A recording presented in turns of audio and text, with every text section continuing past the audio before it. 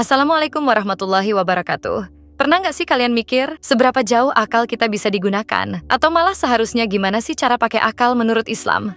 Nah, Islam itu beda banget dari agama lain. Dalam Islam, iman itu nggak bisa asal terima aja, nggak bisa asal ikut-ikutan tanpa berpikir. Allah malah ngajak kita buat berpikir dulu sebelum sampai pada iman. Dalam Al-Quran, Allah sering banget bertanya. Contohnya di surah Al-Baqarah ayat 44 dan 76, Ali Imran ayat 65, dan Al-An'am ayat 32. Afala ta'qilun, alias, apakah kamu tidak berpikir? Allah juga sering menyebut dalam surah Al-Baqarah, Ali Imran, Al-Maidah, Yusuf, Ar-Rad, Ibrahim, Sad, Az-Zumar, Al-Ghafir, dan At-Talaq ayat 10.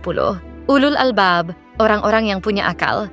Atau pada surah Al-Baqarah ayat 219 dan 266, La'allakum tatafakkarun, mendorong kita untuk kita berpikir.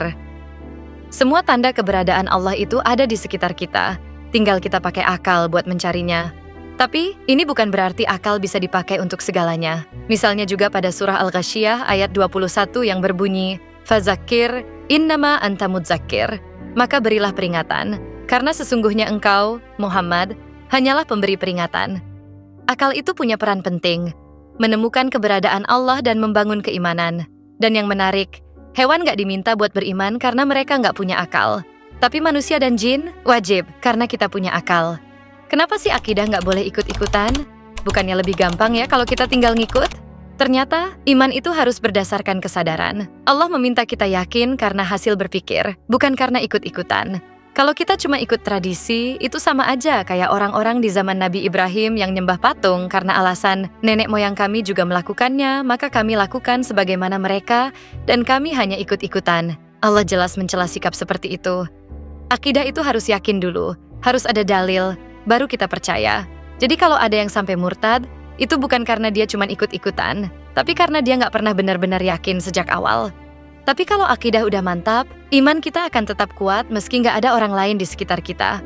Karena iman itu hasil berpikir yang kokoh, bukan ikut-ikutan tradisi. Misal pada surah Az-Zariyat ayat 56 yang berbunyi, وَمَا خَلَقْتُ الْجِنَّ وَالْإِنْسَ إِلَّا لِيَعْبُدُونَ. Tidaklah aku ciptakan jin dan manusia kecuali untuk beribadah kepadaku, kata Allah. Berarti, jin dan manusia itu punya kesamaan. Kenapa? Karena mereka diperintah oleh Allah karena sama-sama mempunyai akal. Berarti akal adalah satu-satunya cara untuk mengimani Allah. Kalau akidah pakai akal, gimana dengan syariat? Harus mikir juga? Ini nih yang sering salah paham. Akal itu dipakai untuk menemukan Allah. Setelah kita yakin Allah ada, Maha Tahu, dan Maha Bijaksana, perintahnya lewat syariat itu tinggal kita ikuti. Kenapa? Karena logikanya udah jelas. Kalau Allah Maha Tahu, maka apapun aturannya pasti benar, walaupun nggak selalu sesuai logika kita. Misalnya, dokter. Kalau kita udah yakin dia dokter, resep yang dia kasih pasti kita ikuti, meskipun kita nggak ngerti kenapa. Sama halnya dengan syariat. Contoh, kenapa kalau kentut kita wudhu dengan membasuh muka, bukan bokong? Karena itu perintah Allah, dan kita tahu Allah pasti punya alasan yang terbaik. Jadi, tugas akal dalam syariat adalah memahami, bukan menentukan. Setelah yakin, tinggal jalankan perintah Allah. Jadi, gimana cara ideal buat pakai akal dan iman dalam Islam? Simple aja. Dalam akidah, banyakin tanya, gali dalil, dan cari kebenaran sampai yakin. Tapi dalam syariat, udah selesai.